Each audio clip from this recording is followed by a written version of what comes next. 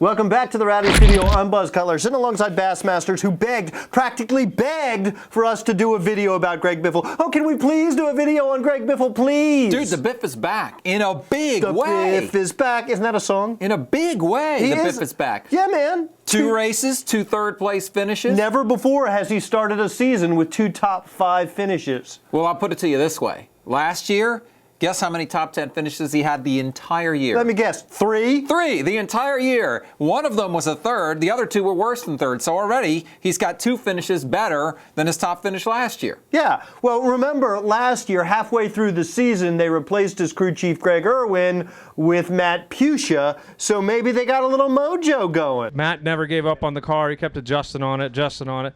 I never thought it would get that good.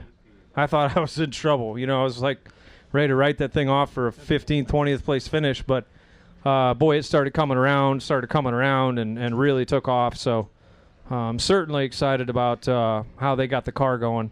But I got it off a little bit for today's race. I probably being a little aggressive, and great third place finish, you know.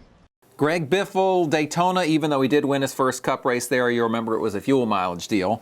And Greg Biffle, Phoenix, those aren't 2 tastes that taste great together necessarily. Greg Biffle, Las Vegas, yes. Well, I think you're absolutely right, because the downforce tracks have always been Roush Fenway's bread and butter. So what we need to see is Greg Biffle perform well on the downforce tracks. If he can perform on the downforce tracks like we expect a Roush Fenway Ford to perform, and he can string together finishes like thirds and top 5s at places like Phoenix, oh, sure. Lights out, man.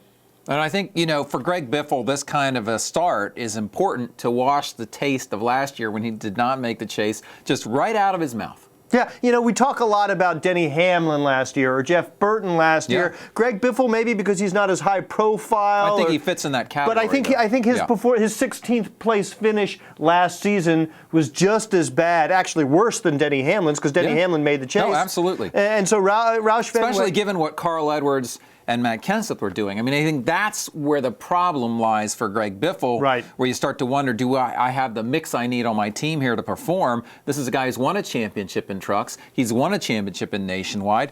He would like to certainly contend for one and has shown the ability to contend for one in Cup. So this kind of a start is very important. And Biffle's a little bit older than some of the other guys, too. Yeah, and he doesn't want to be the third guy at Roush Fenway, and that's really what he has been. But right now, he's the top guy at Roush Fenway. We'll see if he can continue that throughout the 2012 season. Absolutely.